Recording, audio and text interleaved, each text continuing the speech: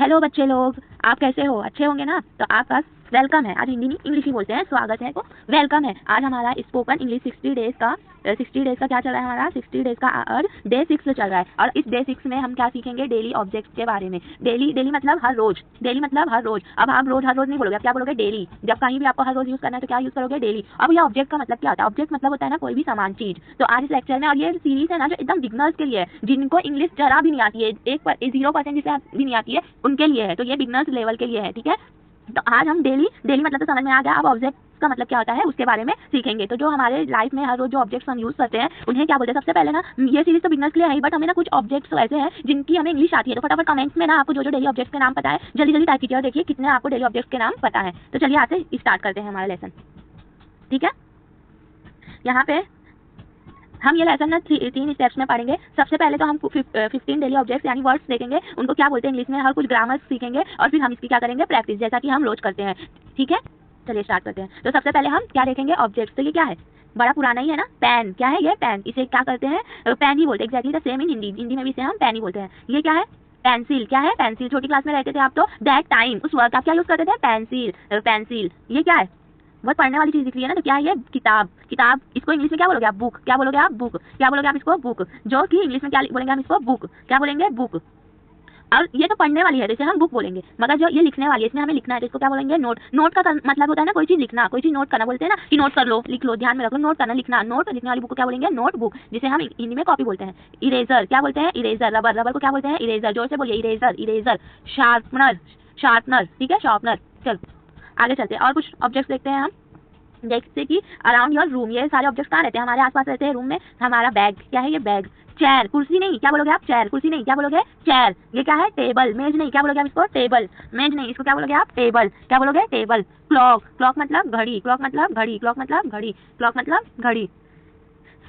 इसको हम आज से क्लॉक बोलेंगे, घड़ी नहीं। और ये क्या है? जो आज कल तो इतनी बारिश हो रही है, इसी की जरूरत है हमें। तो अम्ब्रेला। क्या है ये? अम्ब्रेला। क्या है ये? अम्ब्रेला।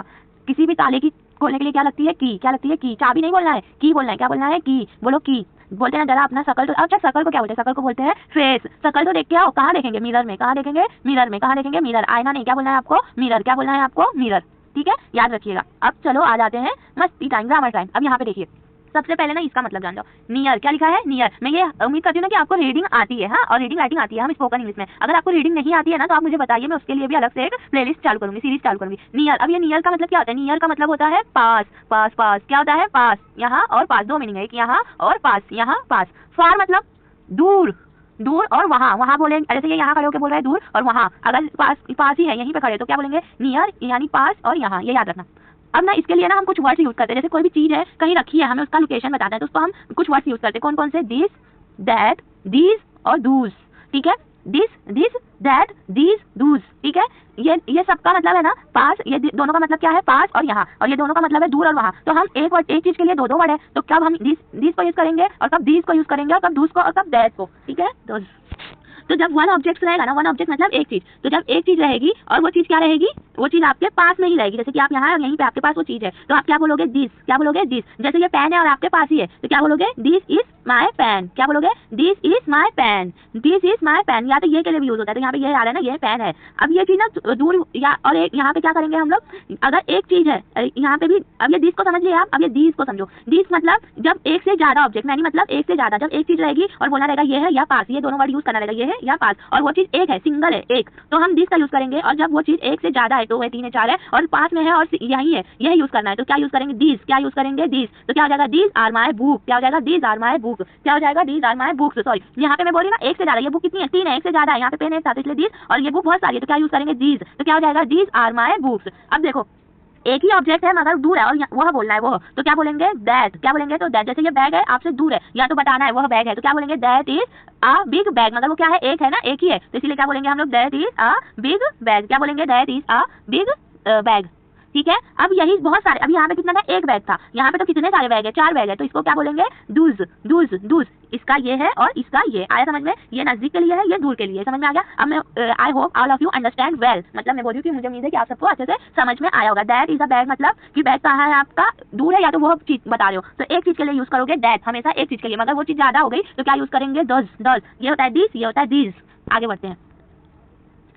जैसे कि हमने पहले देखा था ईस्ट वेस्ट आर होता है, ईस्ट हमेशा हम एक चीज के लिए सिंगुलर मतलब एक चीज के लिए यूज लगाते हैं, तो जब दिस इस भी एक चीज के लिए तो दिस के साथ हमेशा क्या आएगा इज आएगा, और दिस के साथ हमेशा क्या आएगा आर आएगा। Always use are with this और दूस, ये क्या है प्लूरल है, आर भी क्या है प्लूरल है, तो जब भी दिस और दूस लगाएंगे तो क्या यूज करोगे आर, और जब भी दिस और दैट लगाएंगे तो क्या यूज करेंगे इज, ये याद रखना। दीज आर माई पेन्स, तो यहाँ पे दिस नहीं आएगा, क्या आएगा are, these are my pens, ये याद रखना बहुत इंपॉर्टेंट है, ठीक है। आपको सेंटेंस है जो हम एवरीडे लाइफ में यूज करते हैं, जैसे हमें कुछ बताना है कि ये मेरा ये है, ये मेरा ये है, मेरे पास ये है वो है, तो उसके लिए हम क्या करेंगे, तो क्या है this is my bag, this मतलब एक चीज के लिए और ये बोल रहे हैं यह मेरा बैग है। Please pass me the book, तो क्या करेंगे प्लीज मुझे बुक पास कर दो, कृपया मुझे किताब दीजिए। The clock is on the wall, clock कहाँ है, क्लॉक मतलब क्या होता है हमने अभी देखा ना घड़ी, और इस मतलब है, और मतलब जब कोई चीज ऊपर रहती है किसी सरफेस के ऊपर सटी हुई तो ऑन का यूज होता है, तो हम क्या बोलते हैं उसे wall. The clock is on the wall, the key is on the table, मैंने बोला ना जब कोई चीज किसी चीज के ऊपर है मगर उसके सरफेस से सटी हुई है तो उसे क्या बोलेंगे ऑन यूज करेंगे उधर। My bag is very heavy today, today मतलब होता है आज, हैवी मतलब भारी, वेरी मतलब बहुत, मतलब मेरा बैग बहुत भारी है आज, ठीक है, आज मेरा बैग बहुत भारी है। आई होप आपको ये अच्छे से समझ में आ जाएगा। आगे बढ़ते हैं।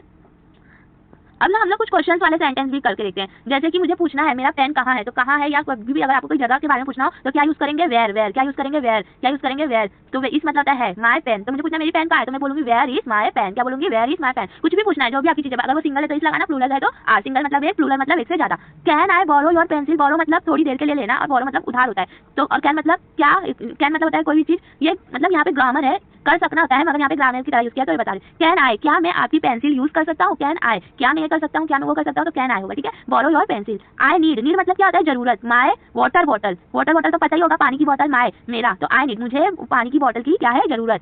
Take your umbrella it will rain, क्या बोल रहा है ये, टेक योर अम्ब्रेला मतलब अपना अम्ब्रेला ले लो, क्या बोल रहा है चलो बारिश हो जाएगी, ठीक है, अम्ब्रेला ले लो चलो बारिश होगी। I look in the mirror every morning, I look मतलब क्या होता है देखना, इन मतलब में, मिरर मतलब तो हम लोग पहले ही देखे थे, आईना एवरी मॉर्निंग हर सुबह में क्या करता हूँ मिरर में देखता हूँ, तो ये भी हमारा हो गया। Real life dialogue, where is my bag, तो यहाँ पे ना रियल लाइफ में दो लोग प्रैक्टिस कर रहे हैं, बात कर रहे हैं, आप भी ऐसे बोलने की ट्राई करना। तो क्या है राहुल, एक्सक्यूज मी, सुनिए, जैसे हमने किसी को बुलाना है तो हम ना हमारे से माफी की तरह बोलते हैं, excuse me have you seen my bag, मतलब यहाँ पे ना पूरा ये बैग ढूंढ रहा है अपना, have you seen my bag, क्या आपने मेरा बैग देखा है, Rahul yes blue bag with water bottle. Priya ने पहले राहुल ने पूछा तो प्रिया ने क्या जवाब दिया, विच बैग, कौन सा बैग, विच का मतलब क्या होता है कौन, द ब्लू वन, तो वो बोला द ब्लू वन जो ब्लू कलर का है, तो राहुल रिया ने पूछा क्या द ब्लू वन, क्या वो ब्लू है, ब्लू वाला, राहुल ने बोला yes blue bag with water bottle, हाँ जिस ब्लू बैग है और वाटर बॉटल के साथ। प्रिया ने क्या बोला होगा, आई थिंक मतलब सोचना, it is under the table, वो टेबल के नीचे है, वो क्या बोल रही है, it is under the table, वो टेबल के नीचे है, तो राहुल ने क्या बोला, oh yes thank you so much Priya. अब जैसे कि इसका बैग मिल गया था, आप बैग की जगह कोई और भी थिंग यूज कर सकते हैं और ये डायलॉग आपको बोलना है। Teacher Rahul take out your book and pen, तो फिर टीचर ने राहुल को कहा कि अपना बुक और पेन निकालो, राहुल ने yes ma'am I am ready now, तब राहुल रेडी है बुक और पेन निकाल के। यहाँ पे आपको प्रैक्टिस करना है, देखिए यहाँ पे क्या आएगा, पास में एक, इसमें ना इंग्लिश में लिखना है, ये हिंदी में दिया हुआ है इसका इंग्लिश में, तो क्या आएगा, दिस इज, एक ही है ना पेन है सिंगुलर है, तो क्या आएगा दिस इज माय